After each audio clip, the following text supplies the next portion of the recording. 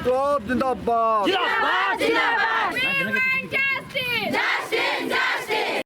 আমি প্ৰথম প্ৰতিবাদটো কৰিছোঁ আমাৰ মমবাতিৰ সৈতে মমিতা দেৱনাথৰ তাৰ আত্মাটো শান্তি পাবৰ কাৰণে। ছেকেণ্ড পদক্ষেপটো হৈছে আমাৰ নাৰীৰ কাৰণে ইমান আমাৰ নিৰ্যাতন চলি আছে। আমাৰ মুখ্যমন্ত্ৰীসকলে আমাৰ অসম চৰকাৰসকলে একো পদক্ষেপ ল'ব পৰা নাই। মাননীয় ডক্টৰ যদি এইটো অৱস্থা হয়, আমাৰ সাধাৰণ জনতাৰ বা সাধাৰণ আমাৰ সমস্যা কি হ'ব কি নহ'ব, তেওঁলোকৰ যদি আহ্বানমতে আমাৰ পদক্ষেপ সদায় চলিয়ে থাকে, দৰ্শন শুনি কিন্তু এতিয়ালৈকে এটাও ফাঁচিও দিব পৰা নাই, এটাও তাৰ পদক্ষেপ ভাল ল'ব পৰা নাই আমাৰ অসম চৰকাৰ। সেই দেখি আমাৰ মহিলা সমিতি সকলোৱে আমি সংযুক্ত হৈ আজি তেওঁ আত্মসহগতিৰ কাৰণে আমি প্ৰতিবাদনটো ওলালোঁ আৰু তেওঁ আত্মহত্যাৰ কাৰণে তেওঁ মমবাতিৰ কাৰণে মই তাৰ আত্মশান্তিটো কৃতজ্ঞভাৱে আগবাঢ়ি আহিছোঁ। আজি এই প্ৰতিবাদৰ বিষয়ে মই এইটো ক'ব বিচাৰোঁ, আজি সঁচাকৈ আজি দেশৰ কাৰণে বৰ লজ্জাজনক কথা হ'ল। আজি যে ডক্টৰ মমিতা দেৱনাথৰ ওপৰত ইমান ডাঙৰ অত্যাচাৰ হ'ল, তাইৰ ওপৰত ইমান ধৰ্ষণকাৰী, আমি সঁচাকৈ আমি নাৰী জাতিৰ কাৰণে সুৰক্ষা নাই নেকি? আজি আমি তাৰ আগতেও আমি দেখা পাইছোঁ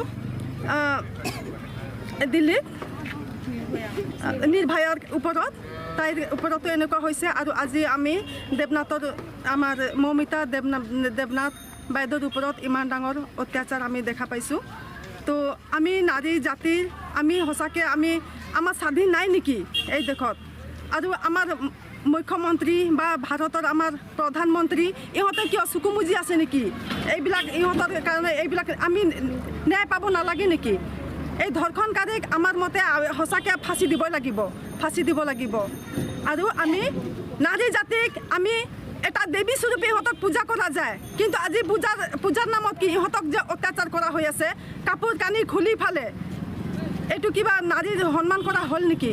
আজি আমি দেখিবলৈ পাওঁ ক'ত পূজা পাঠ কৰোঁ, আমি দেৱী পূজা কৰোঁ, সন্মান কৰোঁ। তো আজি যদি আমি নাৰী এজনী হ'ল দেৱীৰ স্বৰূপ, দেৱীৰ মা স্বৰূপ হয়, কিন্তু আমি সেই দেৱী মাক আমি পাহৰি ফালে আমি তাৰ ওপৰত নিৰ্যাতন চলাই আছোঁ। এইটো কিন্তু এই নিৰ্যাতন ধৰ্ষণকাৰীক ফাঁচি দিবই লাগিব আৰু মহিলাসকলৰ আজাদী লাগিব। আৰু ডক্টৰ মমিতা দেৱনাথ বাইদেউক তাইৰ আত্মা শান্তিৰ কাৰণে আমি আজি এই প্ৰতিবাদ কৰিছোঁ আৰু তাই ন্যায় পাব লাগিব।